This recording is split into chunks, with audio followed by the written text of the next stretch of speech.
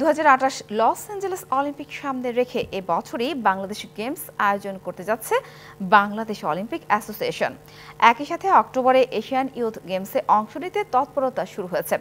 এখন থেকে গেমস আয়োজনে ছন্দপতন এড়াতে বদ্ধপরিকর বিওএ।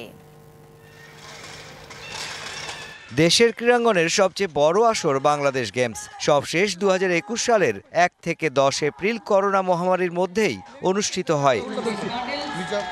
এরপর কেটে গেছে বেশ কয়েক বছর। বিওএ এর পূর্ব ঘোষণা মতে প্রতি 2 বছর পর পর বাংলাদেশ গেমস অনুষ্ঠিত হবার কথা থাকলেও নানা কারণে তা আয়োজন করতে পারেনি বিওএ। একই অবস্থা যুব গেমসেরও। তবে এবার 2028 লস অ্যাঞ্জেলেস অলিম্পিক সামনে রেখে আগেভাগে গেমস আয়োজনের প্রস্তুতি নিচ্ছে বিওএ। বিশেষ করে এশিয়ান গেমস যেটা হয় সেখানে আমাদের ফার্স্ট টার্গেট থাকবে, সেটাকে কেন্দ্র করে কিছু খেলা হবে। অলিম্পিক অবশ্যই কেন্দ্রে থাকবে, তার পিছনে অলিম্পিক হয়তো ন্যারোড ডাউন, আর এশিয়ান গেমসে আর একটু বেশি।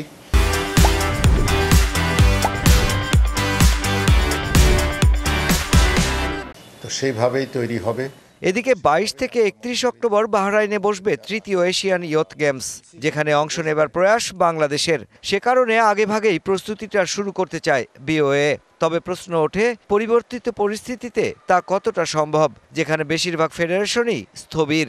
কোথাও আছে, কোথাও মানুষ নেই, বাট কাজ কিন্তু করছে সবাই।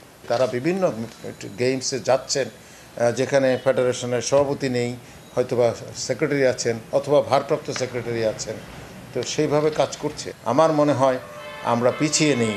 তবে কোন গেমসের আয়োজন কখন হবে আর কোন গেমসে কোন কোন ডিসিপ্লিন থাকবে তা নির্ধারণ করা হবে বিওএ এর নির্বাহী কমিটির পরবর্তী সভায়। Mushfiqur Rahman, DBC news, Dhaka.